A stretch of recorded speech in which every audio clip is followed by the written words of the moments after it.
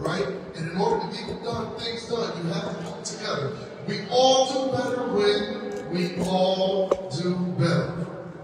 And with that being said, I am going to turn the floor over to the CEO himself. Everybody give a hand to my brother, Jude Nani.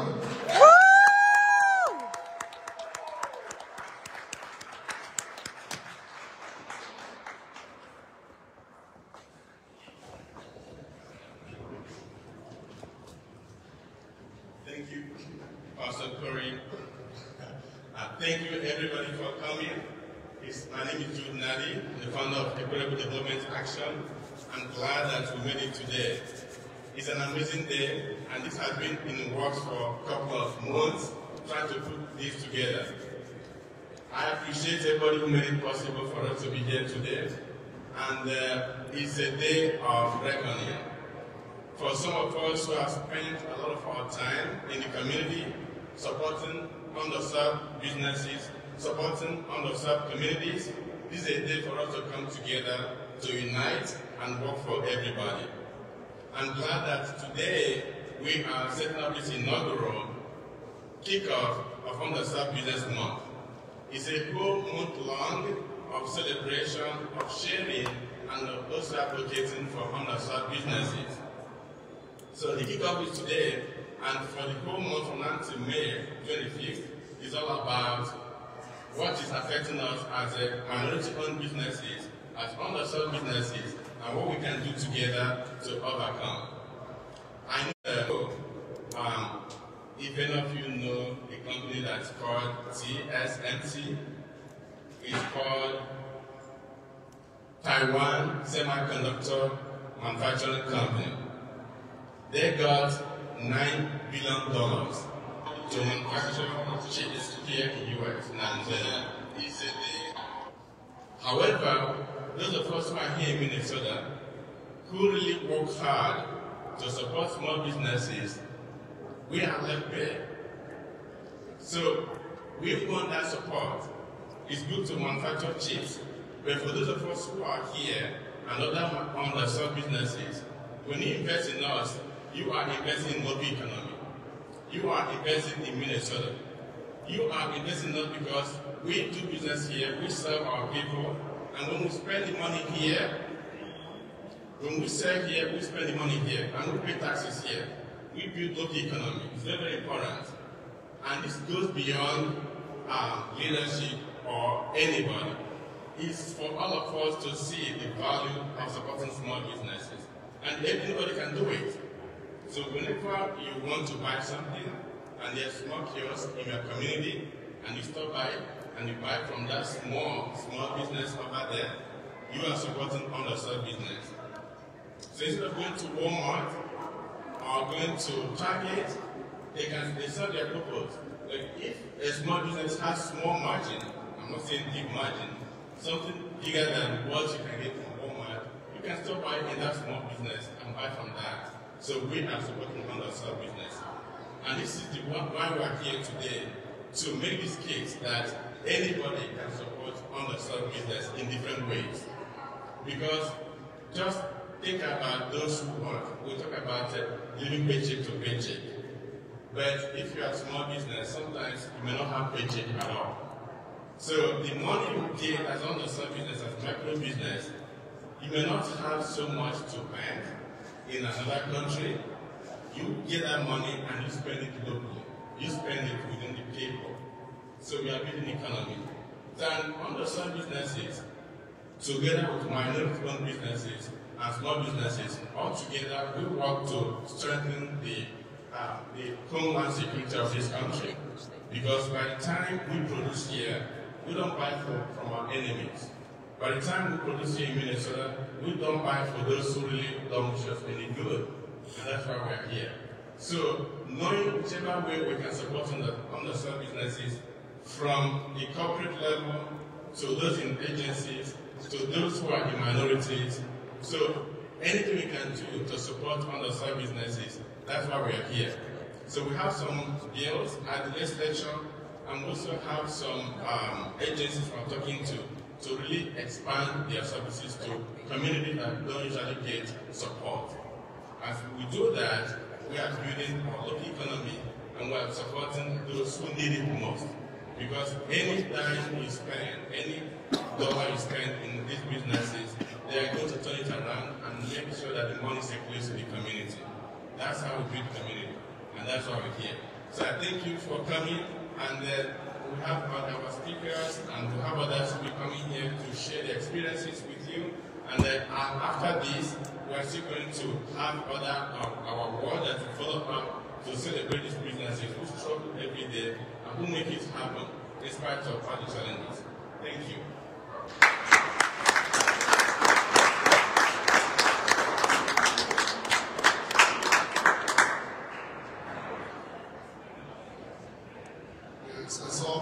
It's not often you look at somebody and you say, man, that's a kindred spirit. But that brother Julian is a kindred spirit who I enjoy talking to. He is definitely a good brother to learn from. So with that being said, I'm going to introduce our first speaker, Representative Melissa Hortman. As the Speaker of the Minnesota House of Representatives, Speaker Hortman champions legislative efforts for healthcare, education, and labor, drawing from her diverse educational background and commitment to community service.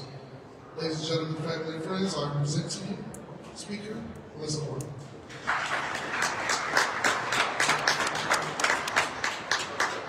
Well, thanks a lot. It's really great to be here. Anybody who has met Jude knows when he asks you something, you can't say no. And he asked if I would come by. It is absolutely my pleasure to be here. Again, my name is Melissa Hortman, and I'm the state representative for Brooklyn Park, Champlin, and Coon Rapids, but I also serve as the Speaker of the Minnesota House of Representatives.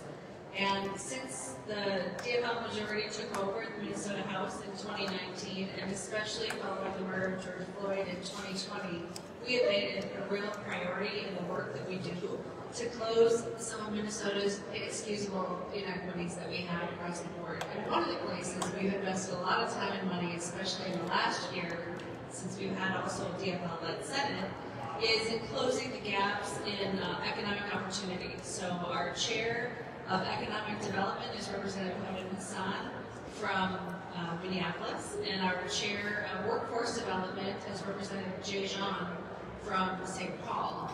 And those are the chairs in the House and the Senate. The chair of the combined committee is Senator Bobby Joe Champion. And last year we gave them in excess of $500 million to invest in workforce development, in communities of color, and in economic development, and really focusing in on communities of color. And tons of money has gone out the door, tons of money is still going out the door. There's lots of programs indeed for folks to apply to get some assistance. That doesn't mean everybody who would like assistance can get assistance, but we're trying to build up a bigger ecosphere where when people want help to get their business up and going, that they can find some resources. And I just couldn't be more proud of the work that they have done in reaching out to the community. We kind of, in our caucus, have a saying, nothing about us without us. And so we really try to work within community to come up with solutions rather than thinking that people in this building have solutions. We know solutions to the problems we all face are out in the community, and we have to find folks and work alongside each other to get things done. Democracy is of the people, by the people, for the people, but only when the people are engaged. So I want to thank you for being here in your state capital. This is your space, this is your house. And being a part of the system, talking to your state representatives, talking to your state senators, your mayors, your city council members, to make sure that government is working for you. We really count on the whole team being engaged. So thanks for being here, thanks for all you've done, and we look forward to continuing to work together.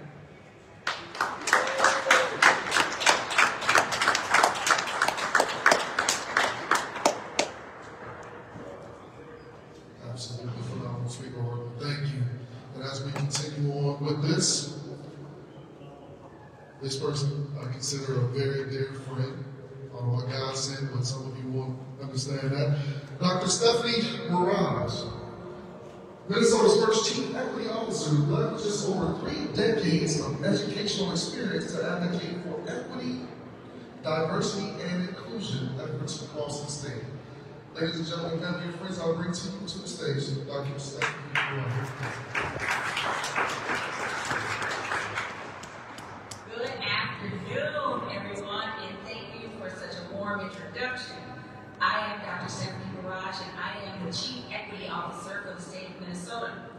It is great to be here with you today, and I am here on behalf of Governor Tim Walz and Lieutenant Governor Peggy Flanagan.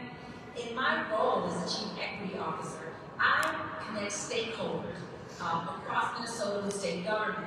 My job is to help them partner together so that they can achieve equity, opportunity, accessibility for everyone. Eliminating disparities across race, geography, ability, gender, sexual orientation, and economic status. In our One Minnesota plan, we acknowledge that Minnesota does best when state agencies and communities partner, collaborate together so that we can achieve common goals. One of the priority areas that we focus on is, of course, communities and the workforce.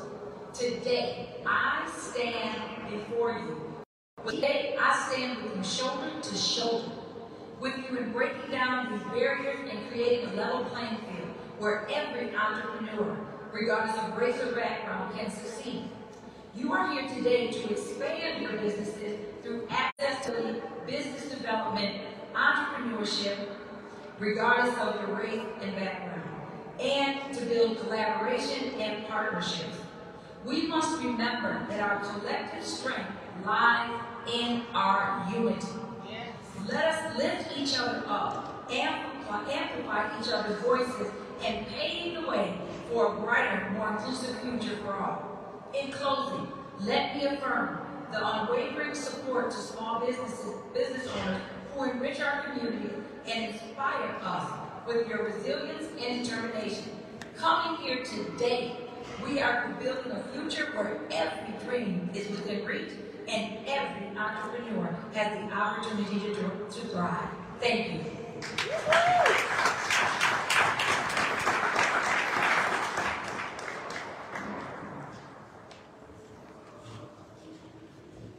Thank you, Dr. Raza. Appreciate that. And so as you all look around your house and look at each other, I want you to say, this is the foundation. This is the starting point. You have to have a beginning somewhere, right? And so with you all, the word is going to spread, right? You're going to be able to talk about this event to your family, your friends, and other entrepreneurs and say, hey, this is how we can support each other. This is how we can spend time in the community, breaking bread at our house. I just want you all to remember this moment that we are participating in as you walk around and you break bread at each table and get to know each entrepreneur and individual and say, hey, we're in this together, right? And so with that being said, I'm going to move on to the next speaker. We have Commissioner Trista Martinson. Commissioner Martinson, Chair of the Ramsey County Board of Commissioners, brings a wealth of leadership experience from her distinguished military career and advocacy for affordable housing and veteran rights. Ladies and gentlemen, family and friends, Speaker, Commissioner Trista Martinson.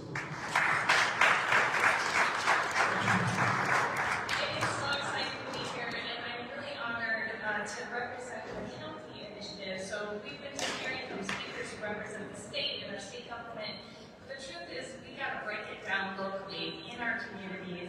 So I just want to share some of the things we're doing in Ramsey County. We're here in Ramsey County in St. Paul. Thank you for coming to Ramsey County. We're really proud of the work that we are doing because we know that racial equity is a regional competitive imperative. It's not optional. We have to succeed on racial equity in order to be successful. Wage disparities across racial lines soften our economic competitiveness, and a renewed and targeted focus on job access, skill training, high-wage industry growth, coupled with intentional efforts to dismantle institutional racism will really create equitable economic pathways, and that's what we're committed to in Ramsey County. We know that the undercapitalization in minority businesses and enterprises is stifling our overall economic growth, causing the county to miss out on economic contributions of over 500 racially and ethnically diverse business enterprises. We know this to be true, so we know that our role is to change that. In Ramsey County, our role is twofold. As an employer, an investor, a customer, and a partner of choice for racially and ethnically diverse talent, businesses, and residents, and as a governing body of instituting policies, practices, and initiatives that fuel inclusive economy the economic competitiveness. We know we must break down those barriers and rebuild them so they're inclusive for everyone. And it isn't easy, but we're willing to do it, and we're having those hard conversations. We also know that it is our responsibility as a county to help foster and build trust with other employers and investors to understand why this is imperative for our community. One of Ramsey County's greatest assets is our racial and ethnically diverse population. There's over 120 languages spoken in Ramsey County, and we see that as a value added. And we want to make sure that every business has the opportunity to grow and expand and be successful. In fact, we need that to happen in order to be successful as a community. So we have done a few things. Words are just something, but action is what matters. And investment has got to go beyond words. In Ramsey County, 3 years ago, we developed with community, with our entrepreneurs, with our businesses, an economic inclusion plan. And our plan that was developed and adopted is a specific set of strategies to achieve its goals, to cultivate an economic prosperity and invest in neighborhoods with concentrated financial poverty and enhance access to opportunity and mobility for residents and businesses. And we've made some significant progress, because we know we can't just write a plan. We've got to work the plan, and then we need to rewrite the plan and continue to improve on it. The investments made in critical corridors programs that support place-based investments along major transportation, commercial, and cultural corridors. Initiation of emerging and diverse developers program, which pairs technical assistance to emerging developers with a tailored solicitation supporting small-scale, community-centered, innovative projects that lead to the rehabilitation and construction of affordable housing units. We've created an equitable development framework centering racial equity in county land use development and economic development discussions, which is now used to project applications, scoring, and prioritization.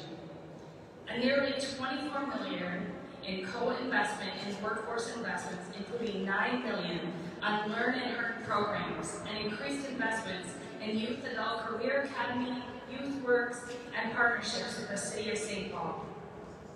We even went to our congressional delegation and asked them for specific earmarks to direct spending to strengthen small businesses and small business ecosystem that served as our critical lifeline to our community during COVID. And we're continuing to participate in the CEO Next Business Institute program that supports established, growing businesses, and are currently kicking off the CEO Now business program that supports early-stage business poised for growth. But our work is far from done. By continuing to expand and innovate in new ways with key partners like all of you in this room, we will not only invest in our diverse businesses who add to our unique identity, but set the stage to support the region's long-term economic growth and sustainable future for our community. Thank you for coming out. Thank you for being a partner with Ramsey County. We welcome your business. We welcome you to Ramsey County. We would love to partner with you. Thanks.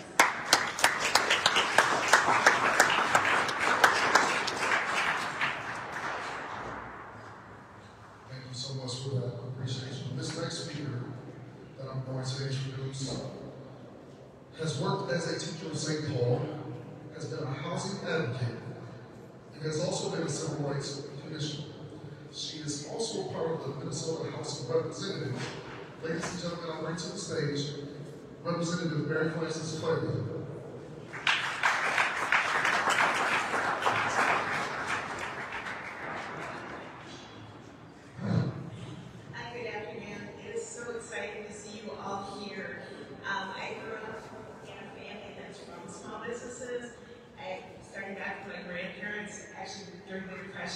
To my family members in Burnsville that run small businesses.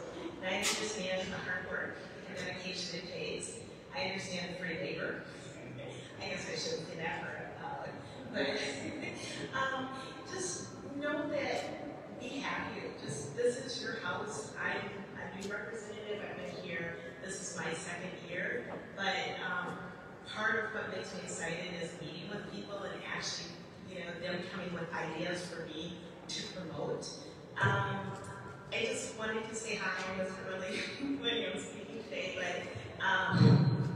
you're really just a lot of, I guess, my best bills that I have this year are ones that are brought to me by community members. I used to think everyone was, the brilliant attorney that would write these long legal briefs or whatever, and it's kind of the people behind the curtain, kind of like Wizard of Oz. So I look forward to working with you. Please reach out. I represent Inner Grove, Sunfish Lake, Lilydale, Dakota Heights, and West St. Paul. So that's my area. I'm also vice chair at finance. So I'm real passionate about getting our kids in a place where they can be leaders like all of you. So, and if you're ever interested in running for anything, please reach out because we this year we're really happy because of the Posse Caucus is creating diversity, but it should just start there, and you are capable. Again, I'm an elementary school teacher, and I'm here, so you all can do it too. So if you know anyone, please reach out. I'd be happy to help you. Thank you.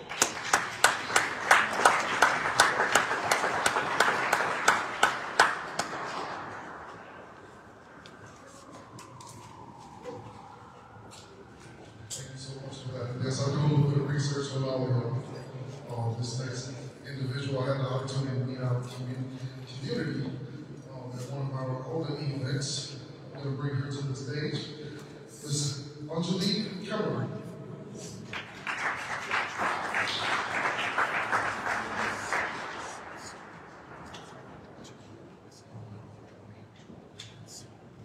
Hello everyone, thank you so much. I am Angelique Cameron. I am the CEO of Seppedeh AAFW. I appreciate Commissioner Markinson's comments because I also sit on the Metropolitan Council as the District 8 representative. But I'm here today to talk to you about my work at Seppedeh, and we are a culturally specific nonprofit. We are Minnesota's largest salvation-centered nonprofit. And what we've seen in our community, that is all immigrants and refugees, is how important financial stability is. Seppedeh has a lot of programs from youth to seniors, from LGBTQ+ to domestic violence, but all of those communities are yearning to thrive in Minnesota. But where do you turn to when you need that support?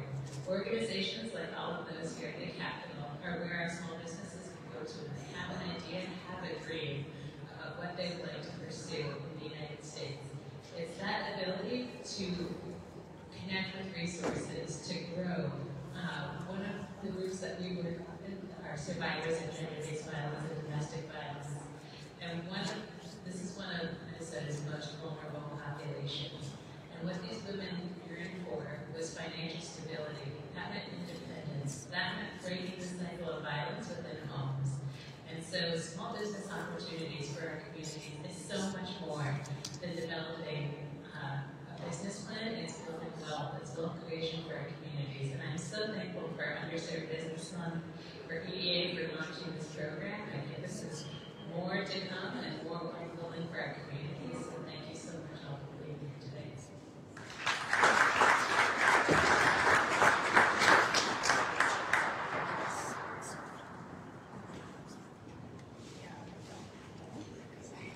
It's good to see folks smiling. I'm smiling today, seeing all the cool faces. This next to this guy, and so I used a quote earlier that I took from this guy, and I've been using it. It said, "We all do better when we all do better." And I've had an opportunity to see him in community, and he is just a hoot to be around. But he is passionate about the work he's doing. In the Brooklyn Park background, he is just a phenomenal individual. For myself, I had a lot of great conversations with him. I'm going to bring him to the floor. Senator Hawkins, come on up. This is a rally. You're supposed to be like screaming, hollering. This is it. Bring it on. Let people know you're here. Oh my God, the mayor of Brooklyn Park is in the house right here. And the first lady. Dang, what is you guys talking in June? This, you know what's really, we were just talking about you this morning. Talking about what is it? I was on this Zoom call, and folks were not understanding, first of all, how we do business in the Senate, right? And so there was a couple constituents, and the constituents, I looked at them, I'm trying to connect who do I know? And so, you know the degree that, what is that, the movie, remember, what was that movie? The 6 degrees of separation? Man, in Berglan Park, it's 3 degrees of separation, I'll tell you that. So, because everybody knows somebody who knows somebody, right? And it's just amazing.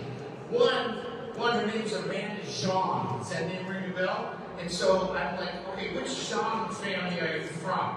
And then finally, and everybody else on the call was like, where's this guy going? And I'm like, okay, downtown. So I was naming all these folks because I'm trying to find a family. And then I said, so I'm at this loud New Year event, right, in Berglan Park.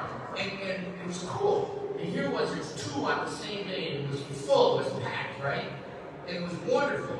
And I said, so I looked at this one person, I said, that's Chris Shaw. I said, so how was Chris Shaw? And she said, he's my uncle. I said, all right, boom, I know your family. So I know our whole family structure, right? That's the 2nd degree of separation, right? But that's what it's like in our community. And then we were talking about how we finally got a mayor that absolutely understands what Berglan Park's vision could be, what the potential could be for Berglan Park. You know how joyful that is?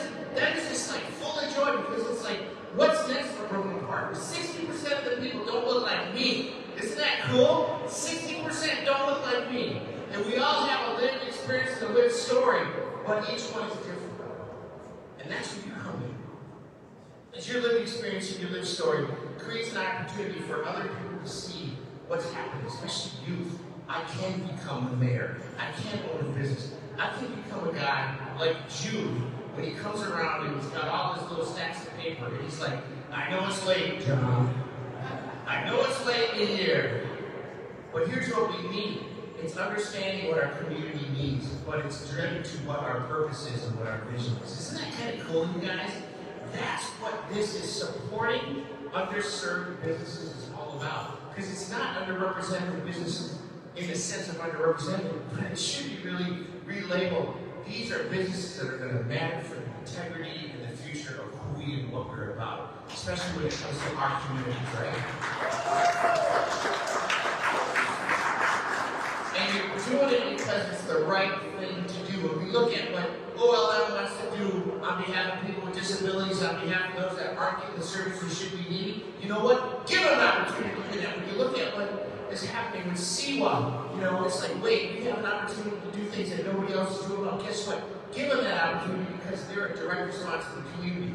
That's what it's about. That's what you're about. I'm honored to be here. And let's go together and let's change the world, right? Let's go! Thank you for being here.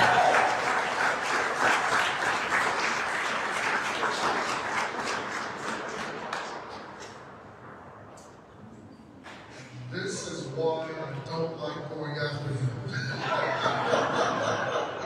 Because this guy comes and tears it up and then he leaves the mic smoking. And then I'm out here looking around like, what am I talking about? So, I appreciate you. No, thank you. That energy and that enthusiasm is what we need. I love being a Berglan Park resident. So when he talked about Mayor Wilson, I said, man, today I had the honor to meet the last black mayor that I've been searching for. It wasn't him. Right? There's only 5 of them. Right? But to see him, I get to see him on Sundays now. Right? In worship. And so I appreciate being able to be around someone who gives you good conversation and is genuine, authentic. We're not just talking politics, right? But he has a real passion. And so I'm going to bring that passionate brother to the stage to grace you all. Mayor Winston, come on up.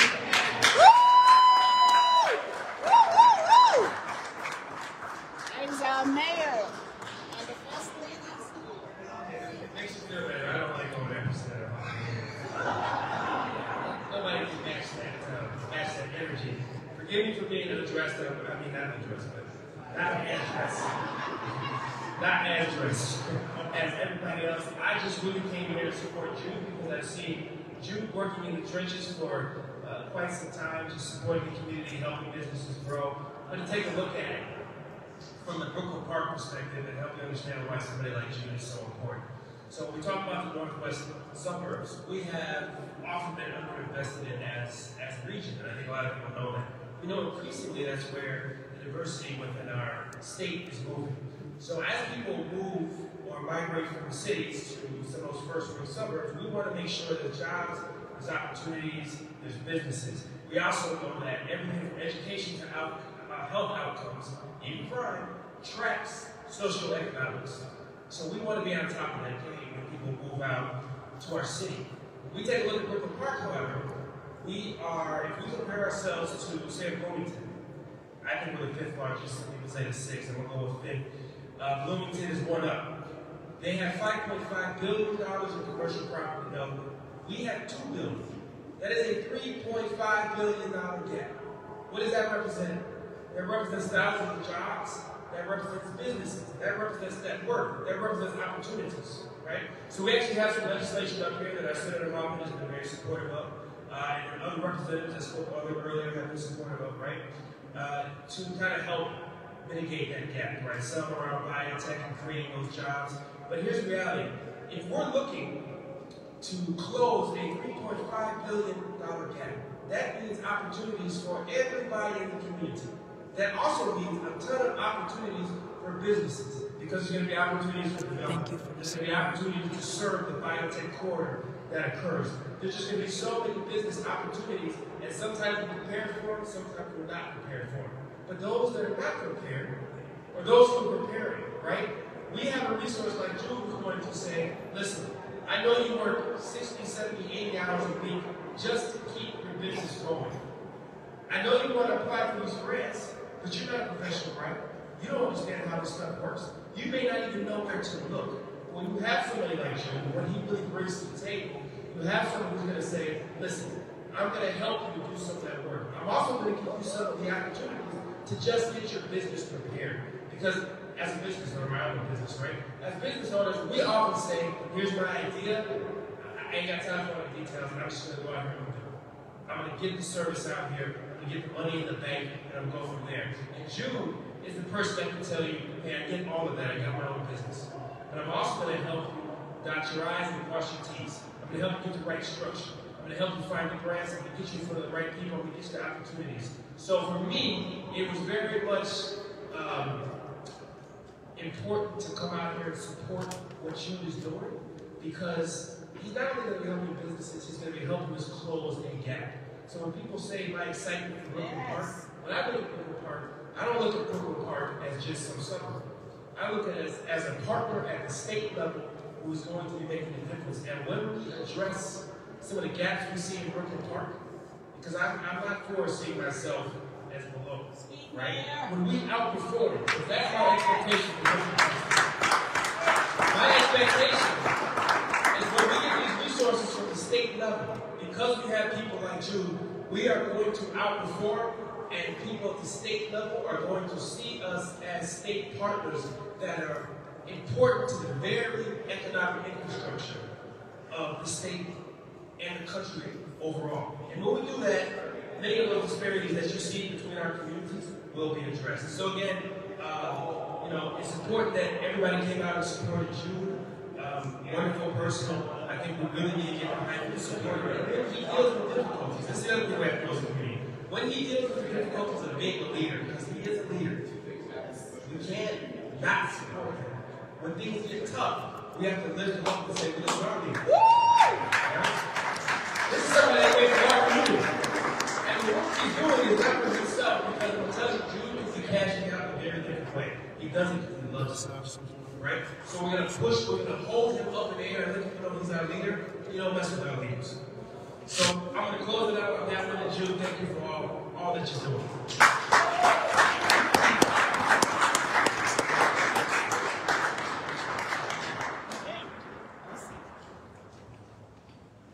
That's 2 down. Good. Him and Sarah Hoffman are done. I don't have to sweat anymore, so I can go back to being bored. That's phenomenal. Thank you, Mayor Winston, for that. Next up, we're going to bring up one of our sponsors. From Stearns Bank, we have Rory Minnie. Please come to the stage.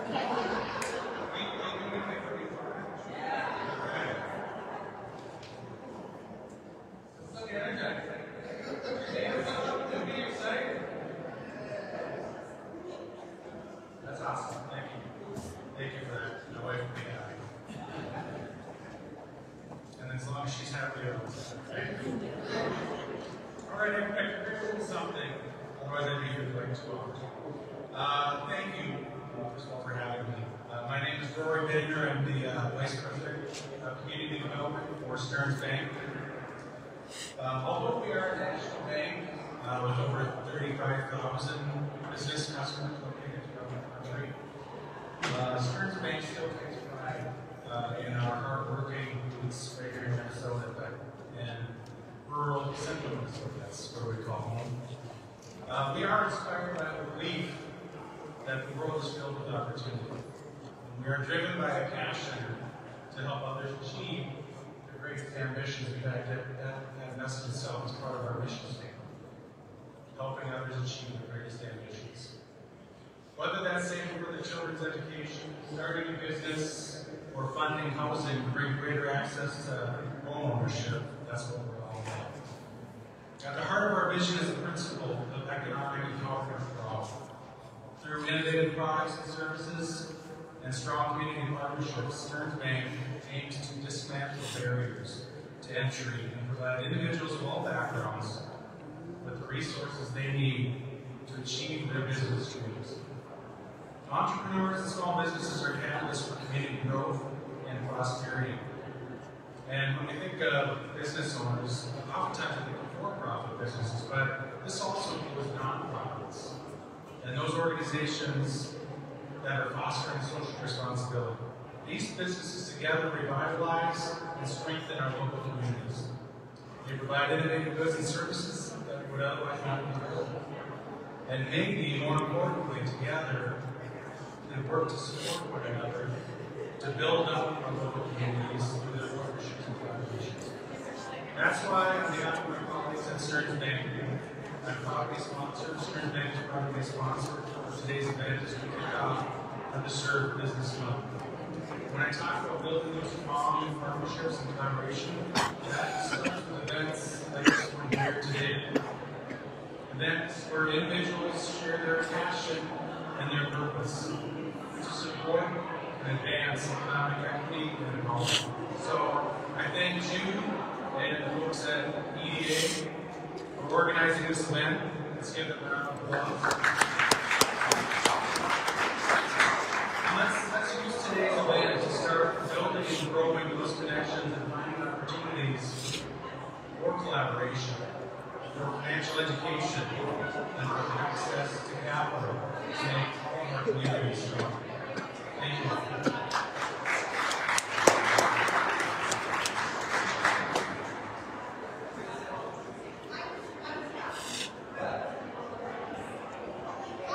Thank you, Councilman Warrior. Appreciate you. Next up, we're going to bring one of the volunteers representing GG Tax LLC, Seppedeh.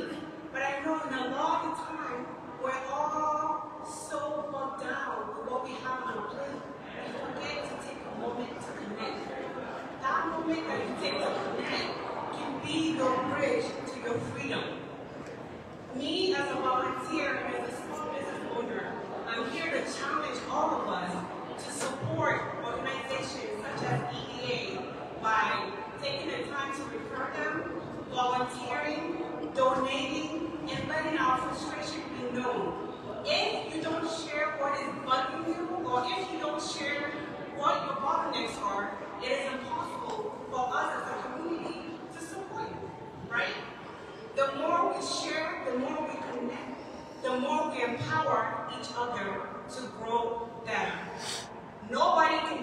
disconnected by themselves. But united, we underestimate the power that we have.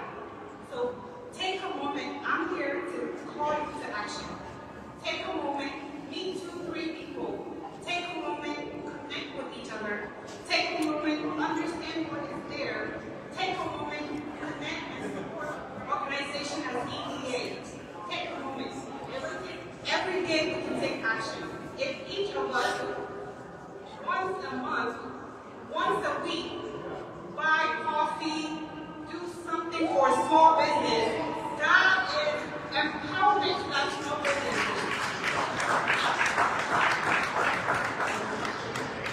Talk is cheap. Action. We need action. So our action, I'm here to call us to action. Our action is connect, refer, do something. Support a small business that's sewing. Buy a coffee from a small business. That $1 you spend may be the break-even point for that business.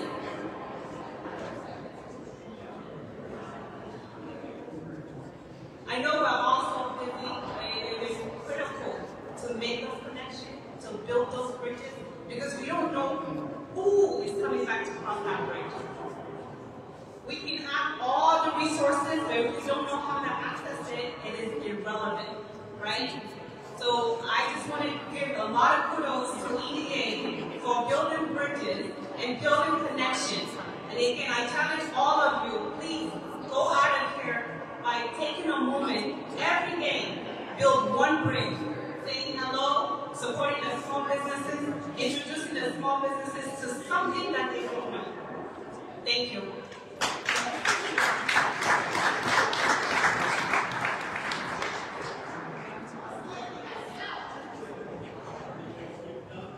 That is a call to action, indeed, which reminds me I need to get over to the water side and go ahead and get my shea butters that are going to have to be open. And so, with that being said, we're going to bring up another small business owner and the sponsor, Michael Franks.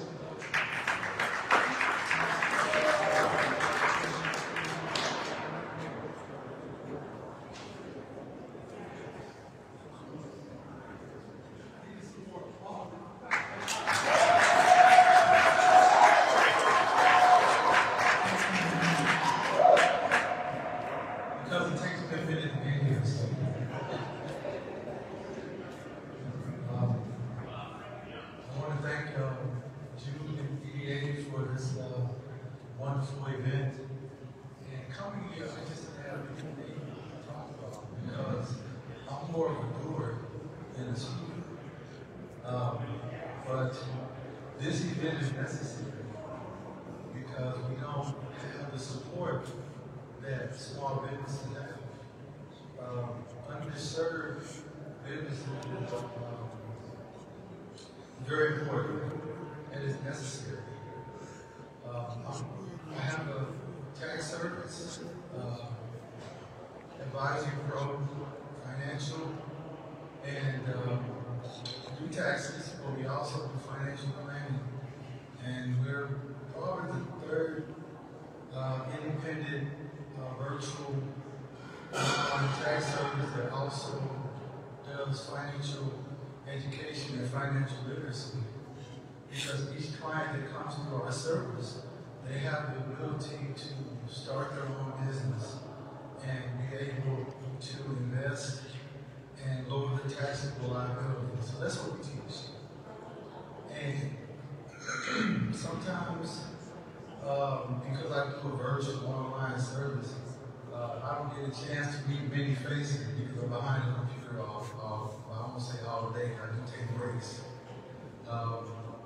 And because I retired from my job about 2 years ago because it was important to get our community, people in our community, the BIPOC community, to understand that you don't have to be afraid of the IRS. I don't know if any agents are here, but I'm not afraid of you. I'm not scared of you. And I tell my tax preparers, I tell my clients that if you owe, you just owe me. You just owe me. We're not going to do anything that's in anything that's non-compliance with the IRS. In other words, we're not going to do anything illegal because I've never been audited. I don't plan on being audited, but I do prepare for an audit every year with our tax attorneys, with our CPAs, with our enrolled agents who prepare for an audit. So before I go any further, I want to give a shout out to my wife. She's the CFO of our company. And I want to also give a shout out to our illustrious Vice President of Operations. You don't have to stand. Say hi. And also one of our biggest supporters. She's here. She's with us. Everywhere we go, she's there. So I just want to thank God for a beautiful team. I have a great team. And I think they said I have 5 minutes. What else can I say? What else can I say? Thank you, Jude. Who are you, Jude? Thank you for not letting me say no and for getting my name on the program. It's okay. It's okay. Hey, it's okay. Okay. I've been ignored by better people. No, I'm just kidding. Thank you all so much. This is a great event. That's all I got. Thank you. You all have a great day.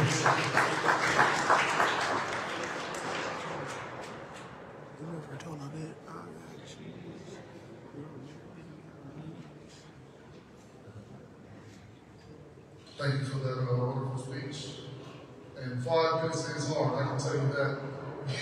Because I've tried to do it on many occasions, it's tough.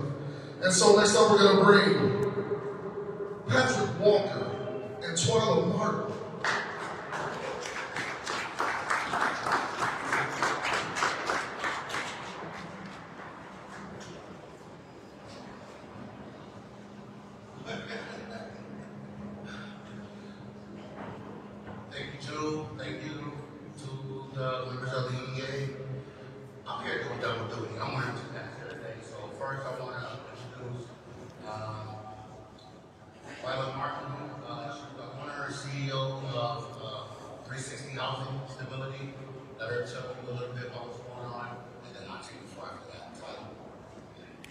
Hello, everyone.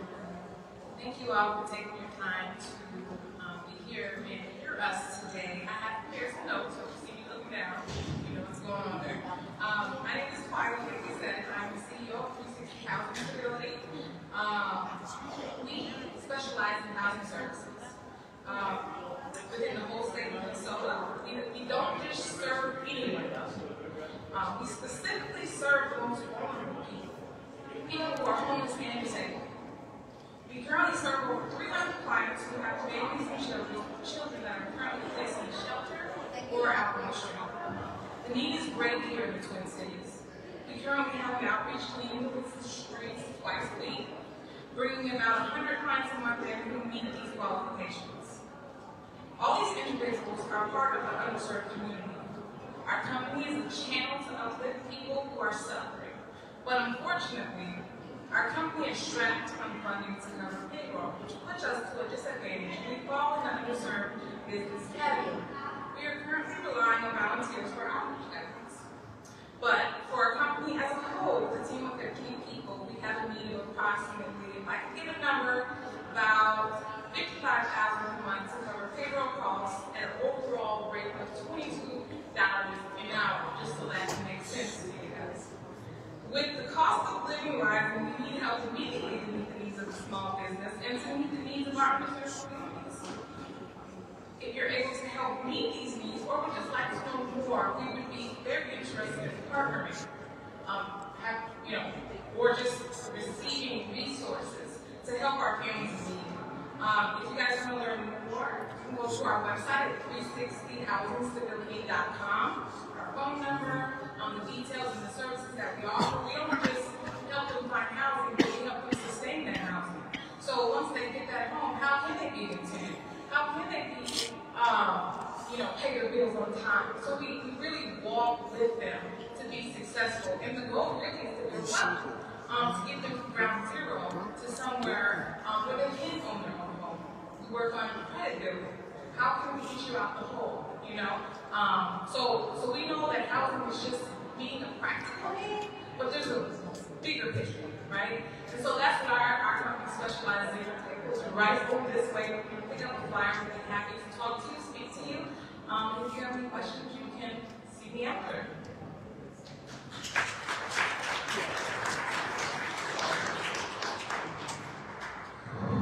Thank you, Twyla. I'm also employed at that same organization. I am an outreach coordinator. The work we do there is just immensely definitely needed here for the community and building a stronger community for all. The work I do is just so rewarding. It's just amazing what I love in the team I go in there. And recently I just became involved there. So 360 housing stability, definitely look into it, absolutely. The other hat I'm wearing here is I'm also CEO of Boom Speaks Multimedia. What we do is we have a platform for independent artists, designers, and small businesses to showcase their work, which is incredibly valuable, and especially today's digital age. I'm on Roku, I'm on Amazon Fire Stick. I'm currently at 8,000 homes installed worldwide. This June will be my second year in business. I basically mimicked BET, MTV, when they play music videos. They don't play music videos now. I do.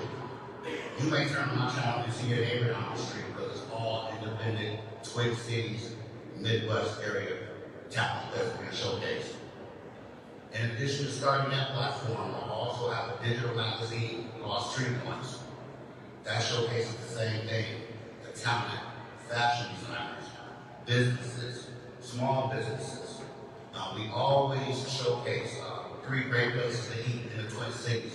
It may be a small hole in the wall that you never heard of. That's what our goal is, to give them their voice. And today, like Posh is here. Posh is also on the channel as well. She has a show called One-on-One with Posh. She interviews a lot of people. Posh, can I have you stand up for me? She's a member of the team here. And also next to her, we have Rachel, who is on the camera. She's the president of the company as well. Definitely happy to have her here as well. But also, in short, we have a radio station as well. My small startup, multimedia company, still under 2 years, but we're making great strides. Right now, we're at 8,000 homes. We're looking to get to 88. That's the goal. And we're going to get there. I have no doubt that we're definitely going to get there.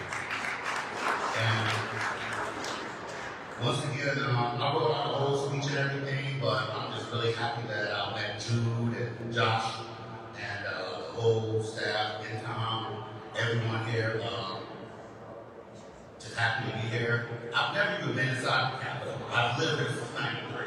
I've never even been here, but now I'm speaking here, so I'm really happy about that. And hey, everybody, thank you for having me, and absolutely. Don't forget to stop by the table over there as well.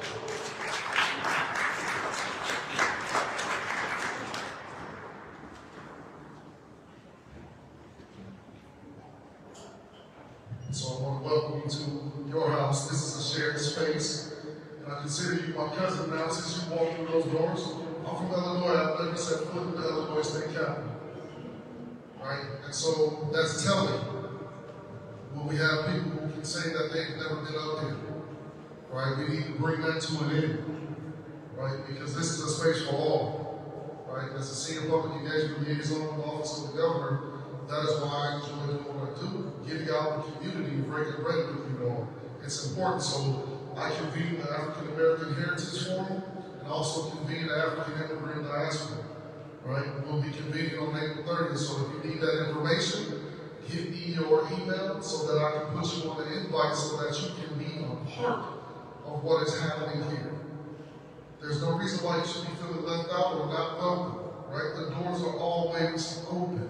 Walk in. This is that house where you can walk in, you can go into the refrigerator, and you have access to move things around, right? You know, you've been in that house, you've been in a family house, come on now. where you can walk in and then go straight to the refrigerator and drink out the juice. And then have somebody scream at you for drinking all the juice up. Right? Don't feel like you're not welcome in this place. And if you come up here, say, hey, Corey, I'm coming up there. Come chat with me. I'll come up there with you. Right? And we can talk, because that's what I love doing. Right? And so next up, we're going to bring up Joshua T. Berglan, media guru. Come on to the stage. By the way, this guy is our handshake each other. Well, I didn't know I was speaking. The last time I was behind a pulpit, I was preaching. That didn't go so well. I mean, I enjoyed my time. I think I scared everyone. But I'm blessed to be here. I understand why now they had so many. The last time I was here, there was military protecting, so this is the first time I've actually seen the side of it. And speaking of that, I'm so tired of violence all over the world. I'm not here to talk about me or what I do, but I'm going to say this. I've never heard of a lot of the businesses that are in this room. There's a reason for that. Do you know who knows what the reason is? Anyone say it? Okay, if I said the words media literacy to you, what would it mean? Okay. That's funny because I actually searched that term on LinkedIn, and the only people talking about it were in Africa and the Middle East and Asia. No Americans. So, what I'm getting at is this. Media literacy, each person who is media literate increases their revenue potential by 28% and then the power of media right now has been held hostage by a few people, a few organizations. And I'm not going to go into conspiracy rants or anything like that. What I'm going to say is it's time to break up that power and distribute it into the hands of the people. And the only way to do that is with media literacy. And why? It's not about determining so much about what fake news is. In fact, even trying to pay attention to that is a distraction from your purpose and what you were created to do. All that noise on social media is a distraction. In fact, you feed that distraction if you want it. You know why? Because even with your wisdom that you post on social media, you're wasting your intellectual property. That one thought, that one profound statement that you make, just as easily can be turned into a book. It can be turned into a podcast, a TV show, a documentary. And now the tools that are available are free. Every single one of you in this room right now can be an independent media organization. And the power of independent media means this: freedom. No one telling you what you can say, what you can't. No more silent voices. And at the same time, the other thing I want to say about this, I was blessed in college to be the backup dancer in Little Romeo's videotape too. Masterpiece, son, you can see my not a good dancer, but you know, I had the opportunity and it was amazing. And being on set is an amazing experience. And I had no idea what it was actually showing me what my life would be like. But I wanted to smoke pot with Master P. Master P didn't smoke pot. He didn't even drink. But he gave me business advice. And if you're familiar with Master P's philosophy in the music industry, well, I adapted to that. Nipsey Hussle as well. Because we waste our gifts and our talents, we give them away for free. We don't even honor our God-given gifts. Because we just showcase it all over the world. Like, even if it's a twerking video, which are hilarious, by the way, like, you can monetize that if you want to. I'm not recommending that because I want to use power. I want to use media to uplift truth, real experiences, not opinions, not that bullcrap stuff that you got from a meme and you go, oh, I know that's true because I saw it on social media. Not knowing that the algorithms purposely screwing to make us all enemies. We are not each other's enemies, and the only way we're going to figure that out is for truth. And the only way to get truth out is for all of you in this room, to share your truth, not opinions, your truth that you can prove, your life experiences, what it was like to be pulled over, what it was like to be harassed, what it was like to not be given a loan, what it was like. And listen, I'm not from here, I'm new here. I just happen to be here visiting the love of my life when George Floyd was murdered. And I came down, I'm not trying to say I'm a patriot or anything like that, but I came down and went through, along with my family, to the protesters, and seeing what they were about. I heard about redlining and gentrification for the first time. I heard about this thing, I can't remember the name of it, but it's basically when they go in and they destroy buildings on purpose because they know the business owner doesn't have insurance. So they know that they can go in and seize that property for pennies on the dollar. Again, I'm not going to go conspiracy, I'm just saying that these things happen. And I'm not an expert in redlining or gentrification. I'm not going to pretend I'm not, but what I learned about it broke my freaking heart. Because that shit's not fair. It's not fair. But I know one thing. I'm crazy. Like, I'm certifiably, like, mentally ill, and I've got this weird trigger thing. The more I talk, the more I trigger.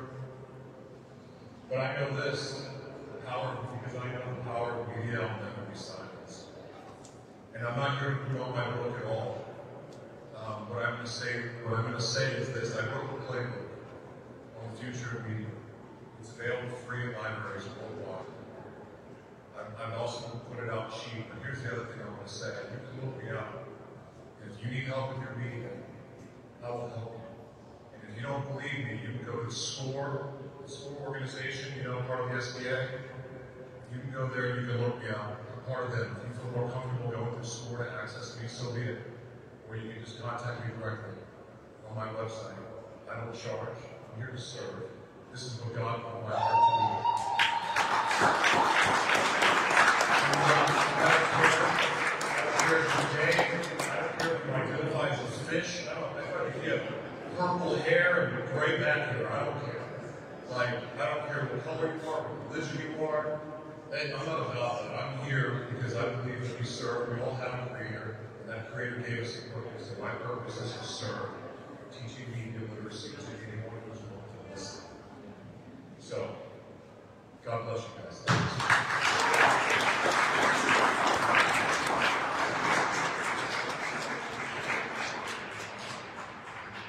All right, I'm going to have to treat this like church. We're going to give y'all 2 minutes max to talk.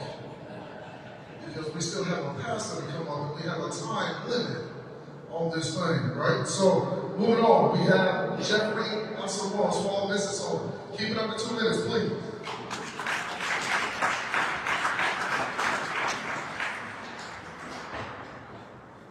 All right, let me set my timer right quick, 2 minutes. How's everybody doing today? Awesome, great. Well, listen, I'm Jeff Asselborn. I am the founder of Private Edge Solutions. And what I do with Private Edge Solutions is that I empower everyday individuals like yourself, myself, to understand and navigate credit, right? Now, outside of this, that's my biggest passion. But lately, I've actually developed another passion, which is helping people to connect with other businesses. So for that reason, I really thank you. Just being happy the opportunity to connect with you. I love what he's doing, and I'm excited for EDA. I'm excited for UB Month. I'm excited for everything that's happening. I'm excited that you are here, that we are here. I want to leave us with this. I heard a quote that says this, that the grave is the wealthiest place on earth. You guys heard that before? The grave is the wealthiest place on earth. The reason for that is that it says that that's where a lot of dreams, unfulfilled dreams and all that are, right? Because that's where basically people die, unfulfilled dreams. I want to leave y'all with this. I believe that, yes, although that is true, I also believe that a lot of unfulfilled dreams are literally walking. A lot of us are walking with unfulfilled dreams before the grave, right? So I really appreciate organizations that are out here connecting people, making sure that we can get connected with the right resources, making sure we can get connected, really bringing out our dreams, our ideas, right? So I applaud every every organization that's out here doing good. I want y'all to give a big hand for every organization, whether it's you or any organization that's out here all right, so for that, I do got to run off. My time is running off, but I want to keep it on 2 minutes. Say thank y'all for the opportunity. We'll talk again soon.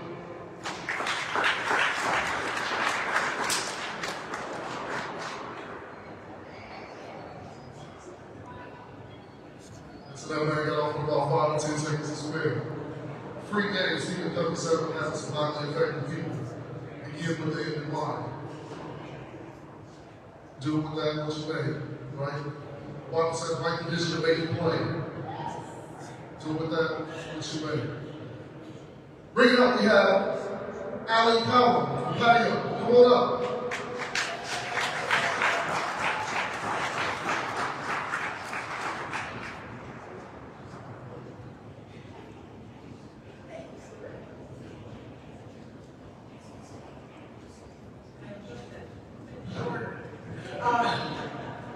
So thank you all for being here today. This is a fantastic event. You guys rock. Great purpose and turnout. I work with Patio, and the mayor of Berglan did a great job introducing part of what we do because we just launched a new program called Patio Grant Center. And it does those things he was talking about. Helping business owners access where they can play funding grant. How do we know I'm eligible for it? What do I have to have in place to apply for it? All that scary business stuff is for, are you registered with your EIN? Do you have your taxes done? Do you have your business actually registered with the state? All those things of getting your business organized and ready to go and be able to apply for grants, to apply for funding. One person I was talking to earlier talked about the fact he didn't know when he started a business, you didn't have to use your own money. And that's where this great education comes in, is you don't have to use your own money, you leverage other people's money. But you need to be in a position to be able to do that. So for the Patio Grant Center, we help you get ready, help you assess what you can get done, and then provide three layers of service for you. Either do it yourself opportunity, do it with you, or we do it for you. Whatever model is going to fit you. We're also launching software platform to help business owners get all their stuff in one place, all their marketing, all their branding coverage, all those pieces in one place. You don't have to have 18 different subscriptions to 18 different software programs. This is one that works together, and we also have the opportunity to do it yourself, do it with you, or do it for you. So Patio, we're based in Berglan Park, definitely here to serve all of the businesses we've been talking about, and very happy to be here. Thank you.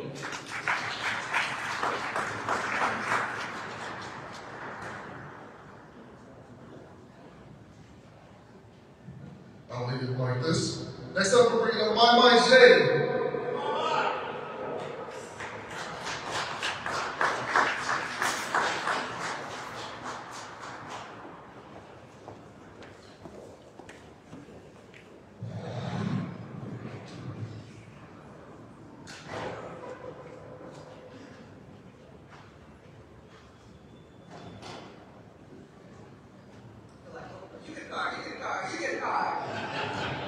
Hello everyone, good afternoon. I'm Mokhtefi-Raza, and I help women with big dreams by providing them hands-on support and practical resources to make entrepreneurship accessible. With personalized coaching, workshops, and unique media products, I empower them to launch successful businesses, attract customers, and achieve long-term success. So, with that being said, give me a call in the back, and I'll be your business best. Thank you.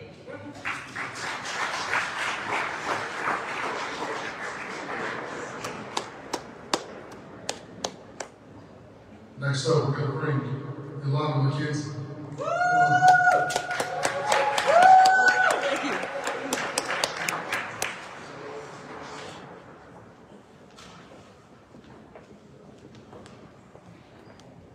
Hello, my name is Reinhardt.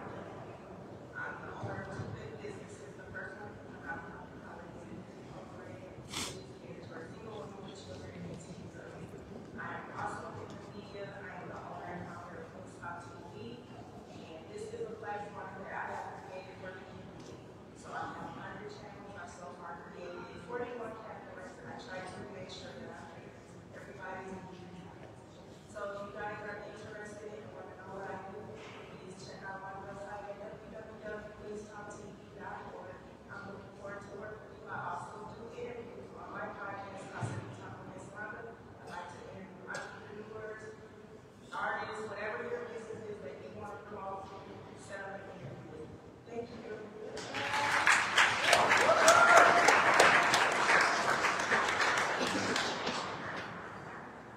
Next up, we're going to bring up one of the executive director.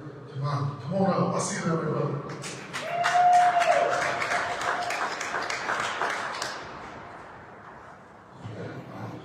Hello, sir. Thank you very much.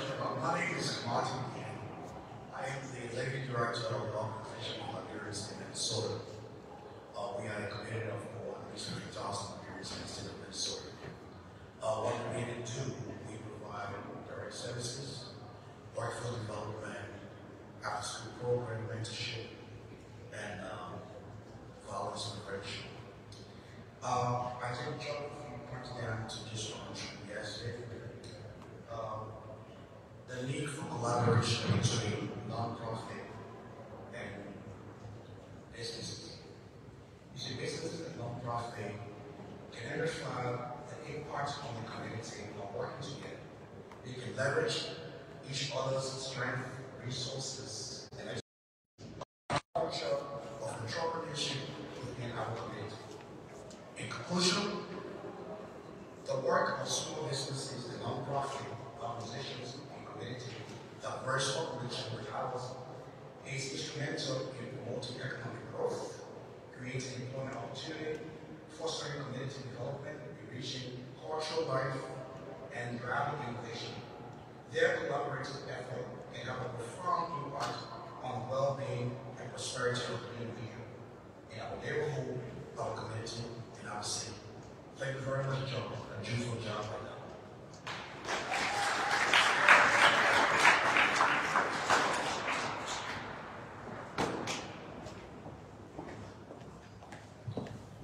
All right, next up we're going to call Eastern Executive Director. Lily, where you at? I see you over there.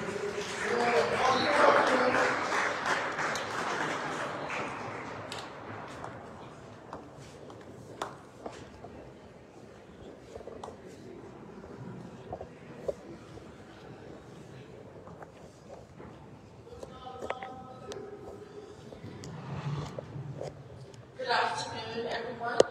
My name is Nalima Sisati-Mene. I'm the Executive Director of ASA, and this is the African Career Education and Resources Inc. And our mission is to close the identity gaps that exist in our communities.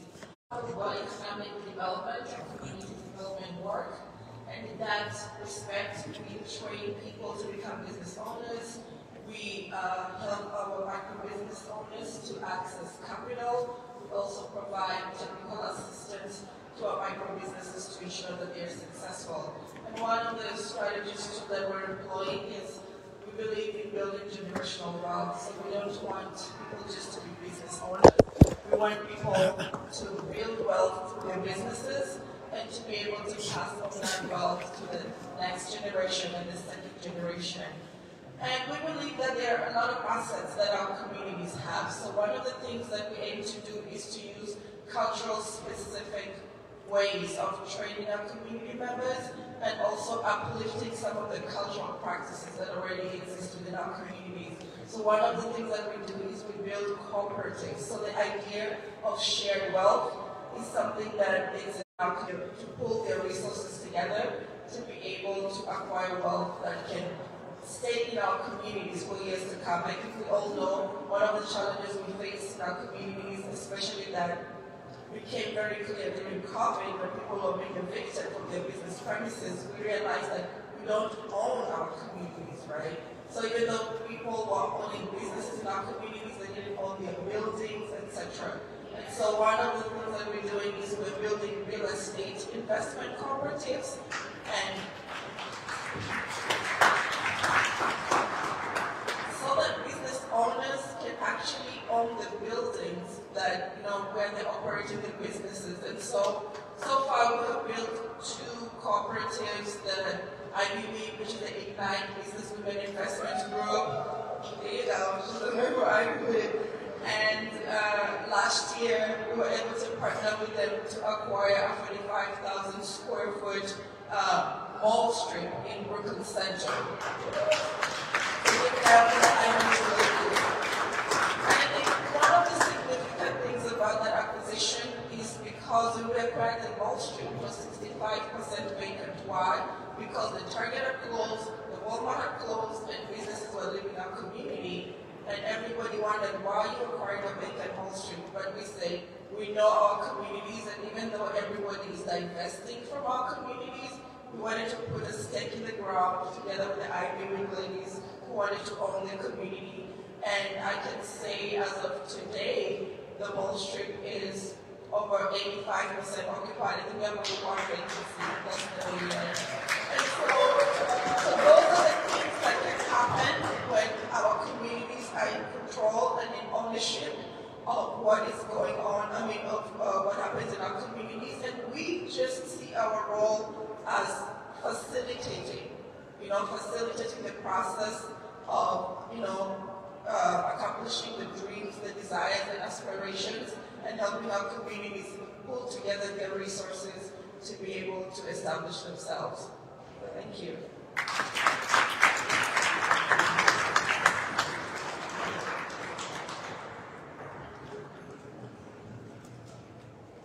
I appreciate you. Thank you, believe me.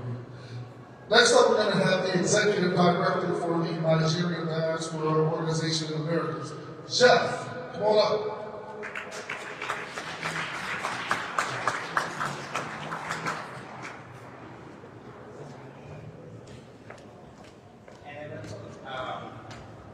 I'm called Mokhtefi.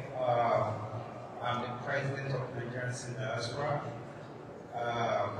June, thank you for having us here. That is all I can say. I am in a school and just learning, and hopefully I will be great and have a lot of this in my community. So thank you, June.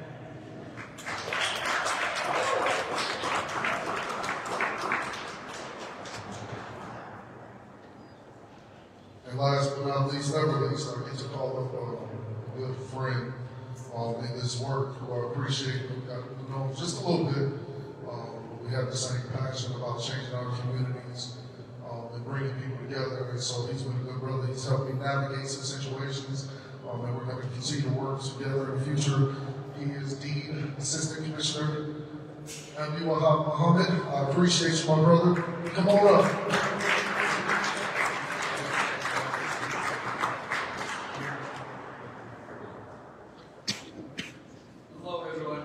How's it going?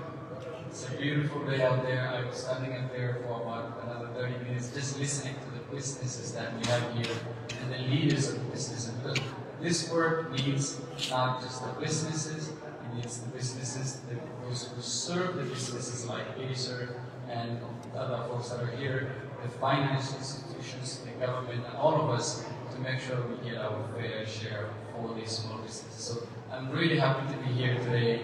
It was one of the best moments to hear. We have so many talents, not just in the workforce, but also in the economic development piece of it. My name is Abdullah Mohammed. I serve as an assistant commissioner within DE, and my work has something to do with serving our community. So we have, my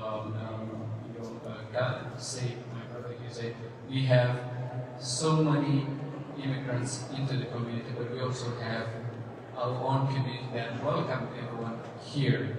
And together we have initiatives that we all support.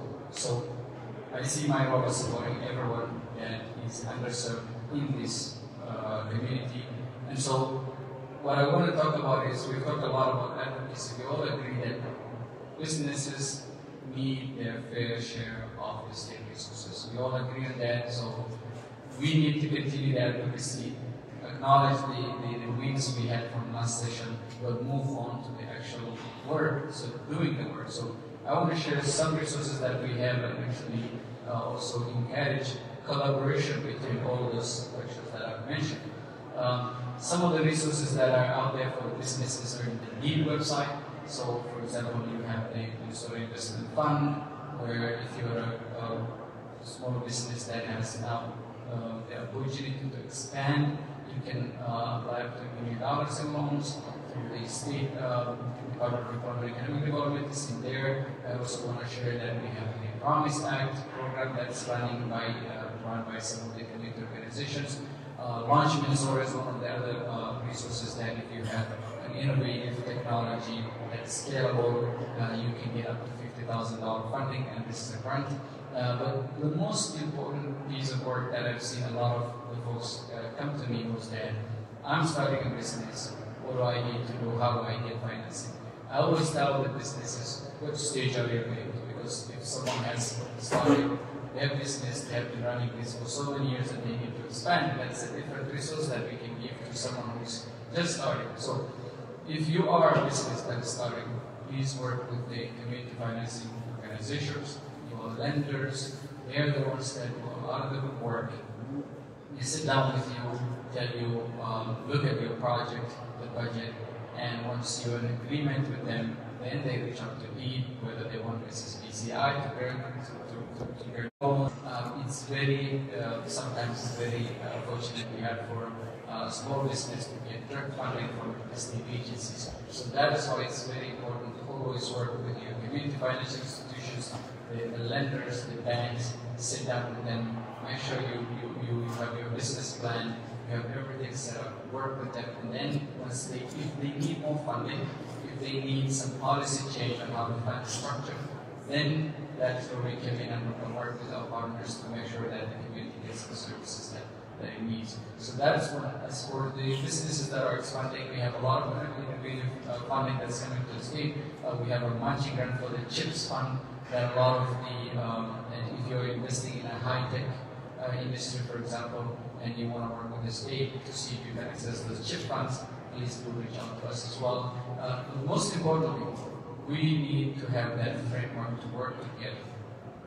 The business, the financing institution, the state, the governance office, and that's one of the most important things that people like Jude can do right now, bring people together and work together so that we have no stone untouched. Thank you so much. I really appreciate being here today, and we need more resources out there.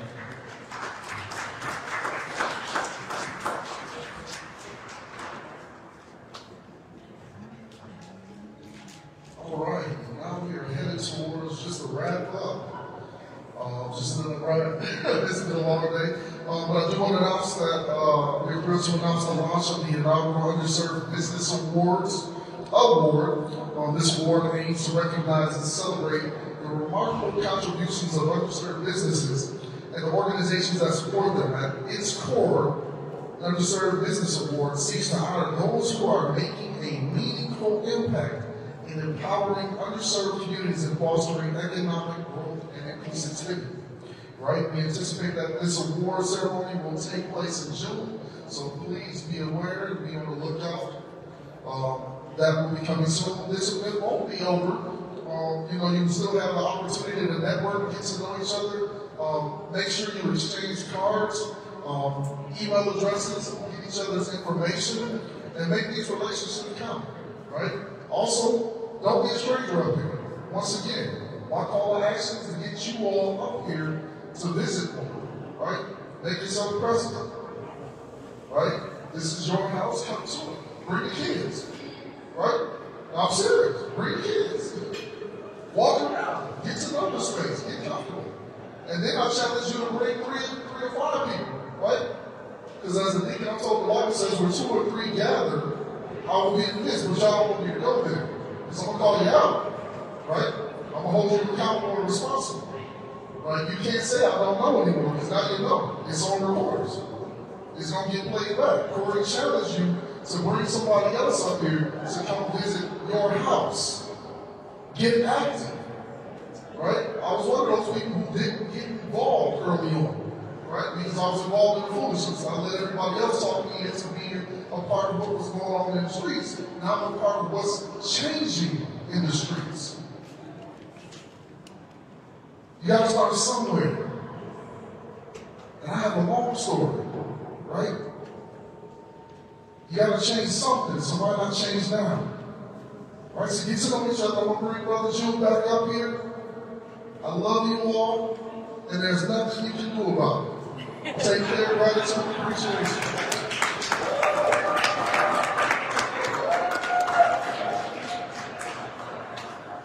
Thank you so much. I'm not a applause from me today.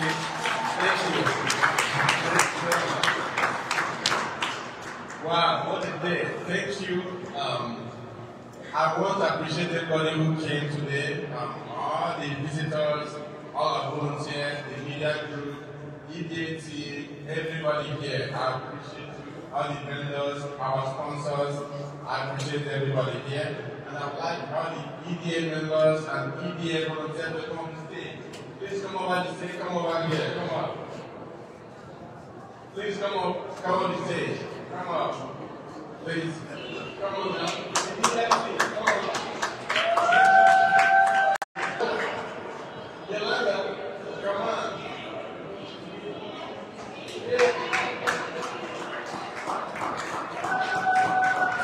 Hey, where's Patrick?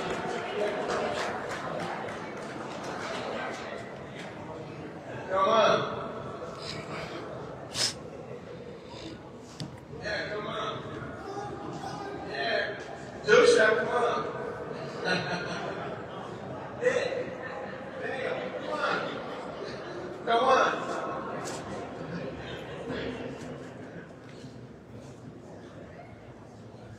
Yeah. Thank you, everybody who made it. This is the team, our volunteers, staff, media, those who made it possible. I want to appreciate all of you for making it possible.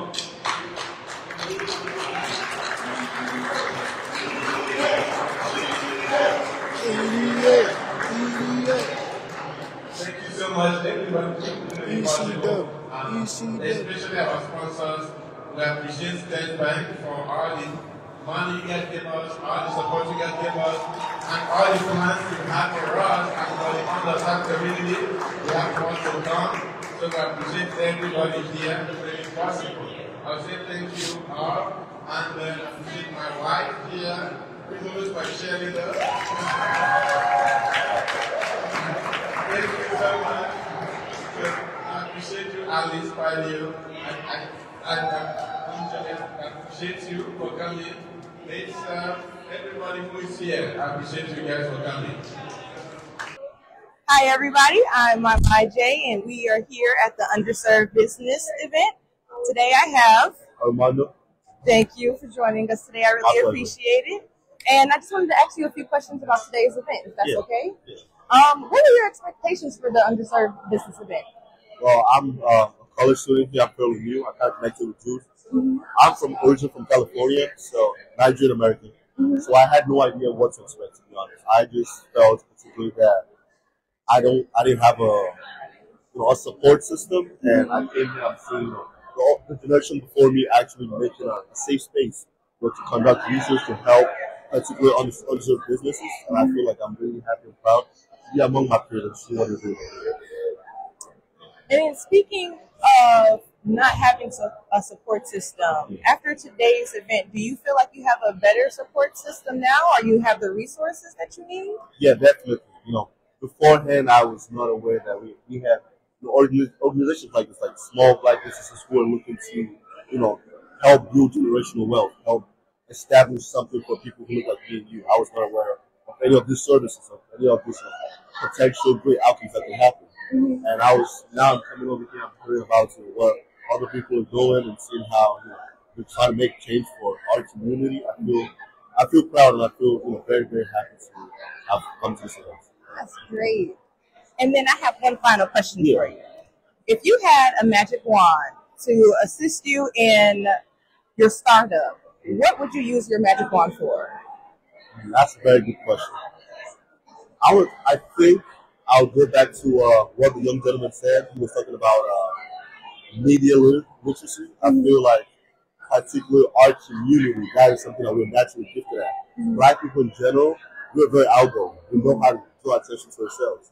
Right. And I feel like if I had a magic wand, I would use that natural God-given talents of being able to draw attention to us as people to start my business. I feel like by spreading awareness, by having an outreach method, that could potentially be a great resource for my small business.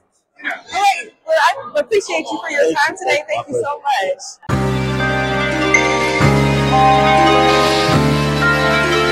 much.